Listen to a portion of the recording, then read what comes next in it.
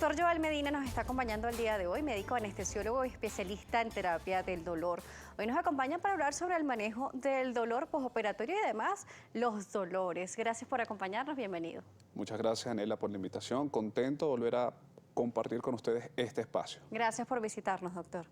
Vamos a hablar porque el dolor puede ser incapacitante. Hay molestias y dolores que pueden hacer que una persona detenga sus actividades e incluso cuando se planifica una cirugía, el dolor va a estar presente porque va a haber un proceso en el cual el cuerpo va a ser modificado de alguna manera, sea electivo o no. Entonces, ¿cómo manejarlo?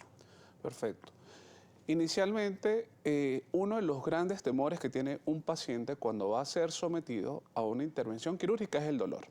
A veces el paciente ni siquiera está pensando en el procedimiento como tal, en lo que se va a hacer o en los resultados, sino que está pensando en que le va a generar dolor y que esto le puede generar incapacidad. Por eso es muy importante, antes de que el paciente vaya a una mesa operatoria, vaya a quirófano, sea orientado, en este caso, por el anestesiólogo o por el especialista en dolor, porque muchas veces podemos tener pacientes que ya tienen un dolor preestablecido. Y además de esto, si yo no manejo, aunado a esto, si yo no manejo adecuadamente el dolor agudo después de una cirugía, a los 2 meses puedo tener dolor crónico persistente. Y esto es porque no se hace un manejo adecuado ni intraoperatorio ni preoperatorio. Entonces, por eso la educación a los pacientes de la importancia del médico y el anestesiólogo. No solamente es el médico cirujano, cada uno tiene su importancia. Claro. Pero el que maneja el dolor al momento de una cirugía, que es tan importante y que de eso depende, como tú dices, la recuperación del paciente, de que el paciente se ponga de pie, depende del anestesiólogo. Vamos a hablar un poco sobre el umbral del dolor. ¿Qué es el umbral del dolor y además cómo lo identificamos? Porque de repente dices es que lo tiene alto, lo tiene bajo, pero ¿qué significa tener el umbral alto y qué significa tenerlo, por ejemplo, bajo? Hay pacientes que nos llegan a la consulta y nos comentan, doctor, yo tengo un umbral bajo del dolor. ¿A qué es sinónimo esto? Claro. Esto es sinónimo a que el paciente, su experiencia propia, porque el dolor es una experiencia muy personal y subjetiva. Lo que a ti te produce dolor, a lo mejor a mí no me produce dolor. Pero ¿eso qué quiere decir? Que el paciente, sus mecanismos de defensa son muy bajos. Eso quiere decir que, por ejemplo, yo si tengo un umbral de dolor bajo, que me pincho, y eso a mí me va a generar una molestia sumamente grande comparado con una persona que tenga un umbral alto del dolor. Quiere decir que el paciente ese mismo pinchazo no lo siente como absolutamente nada o no lo percibe. Y ahí entra en juego muchas cosas, porque no solamente es la fisiología como tal del dolor, sino a nivel del sistema nervioso central, la parte cognitiva. Cómo yo lo percibo, la distracción. O sea, hay muchos componentes cognitivos importantes en la salud mental del paciente a que él lo pueda percibir inclusive como más alto o más bajo ese dolor. Claro, vamos a ver porque tenemos algunas preguntas que nos han hecho la audiencia. Vamos a ver cuál es la primera de ellas, doctor. Hola, soy Rodney. ¿Cuánto tiempo debe durar el dolor luego de una cirugía?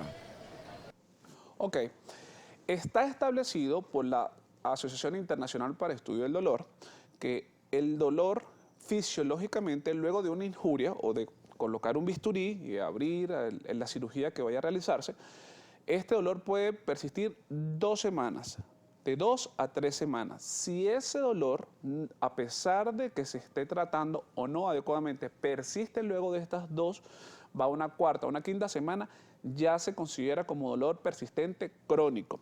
Y esto, si no es tratado, hace que el paciente quede con secuelas y que posteriormente dolor y más dolor y más dolor. Por supuesto, el dolor, ¿cómo se aborda? Vamos a seguir viendo las inquietudes de la audiencia. Mi nombre es Christopher y mi pregunta es la siguiente. ¿Cuáles son los tratamientos más novedosos para tratar los dolores postoperatorios?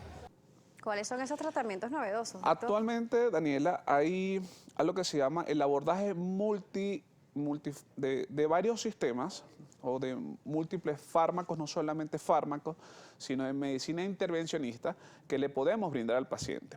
Hay mucho temor con respecto, o la mayoría de los pacientes piensa que es solamente dormir al paciente y colocarle algo endovenoso y ya. Actualmente hay lo que es la anestesia regional, es decir, ahorita en pleno siglo XXI es innecesario, por ejemplo, que si yo tengo una cirugía de mi dedo índice, yo tenga que dormir completamente al paciente. No es necesario. En anestesiología tenemos como un lema que entre menos se coloque, mucho mejor. Ok. Solamente lo estrictamente necesario.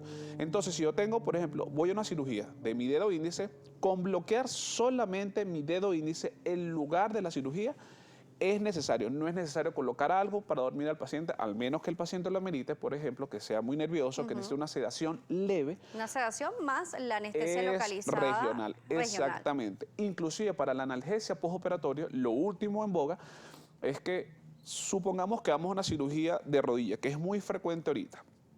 Al paciente efectivamente, o ahorita lo dormimos, pero después, antes de empezar la cirugía, se hace un bloqueo de esa región, de manera que los requerimientos anestésicos y analgésicos después de la cirugía sean mucho menores porque ya yo estoy bloqueando toda la información sensitiva de esa rodilla.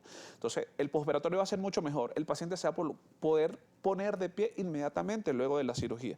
O sea, hemos tenido pacientes experiencias sumamente buenas, que lo que uno busca es que la recuperación del paciente sea muy óptima. Si hacemos un bloqueo de la rodilla, el paciente inclusive a las 2 o 3 horas de una cirugía de rodilla, dependiendo del tipo de cirugía obviamente, hay tipos de cirugía que lo permite, el paciente puede estar de pie y caminando y sin dolor, sin dolor. Es muy importante. Claro, le consultaba esto porque, bueno, en el pasado cuando la anestesia no existía, bueno, las operaciones debían hacerse de manera cruda, ¿no? Por llamarlo de alguna Eso es manera. correcto. Y la anestesia llegó como un paliativo realmente a la humanidad, porque nos ayudó a irnos a procedimientos necesarios o electivos en los cuales el paciente puede estar Completamente tranquilo, despierto. dormido y no sentir nada. O sea, esto no garantiza que al despertarte no vas a sentir dolor porque, bueno, tu cuerpo está siendo manipulado. Eso Esto es es una gran realidad.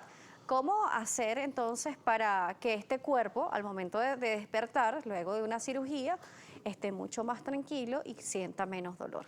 Es muy importante porque, bien te decía al inicio, no solamente es importante la figura del cirujano, por ejemplo, en cirugías estéticas.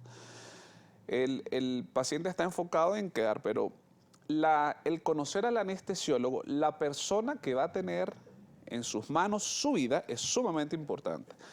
Porque al momento hay algo que se llama la valoración preanestésica, Sí. que es importante mencionar en estos momentos que antes de ir a un quirófano tiene que ser valorado por el anestesiólogo, quien le va a dar la anestesia propiamente dicha. Y desde ese momento creamos empatía el paciente y mi persona. Y el paciente puede estar mucho más tranquilo porque no es lo mismo yo llegar a una cirugía y el día de la cirugía llegar a decirle al paciente, buenos días, caballero o señora, yo soy quien va a dormirlo. Muchas veces eso crea temor, no sabes quién es, no sabes qué va a hacer. Al ir a una cirugía y decirle, mire, yo soy quien va a dormirlo, el procedimiento lo vamos a hacer de esta manera, estas son las opciones que se te pueden brindar para que no tenga dolor. O sea, crear un ambiente de confianza. Además que la Factores que hay que valoración... tomar en cuenta, ¿no? Además que la valoración preanestésica me crea como un puente porque yo muchas veces puedo detectar que el paciente sea muy nervioso. Y eso lo vamos a ver en la próxima parte. Vámonos a una pausa. Joel Medina nos seguirá acompañando, médico anestesiólogo, especialista en terapia del dolor. Vamos a ver cuáles son esas características que hay que tomar en cuenta en la valoración preanestésica y por qué es tan importante cumplir el pre, el durante y el posanestesia con el especialista. Redes sociales, @salud_gb, @Daniela J. Salas. Volvemos.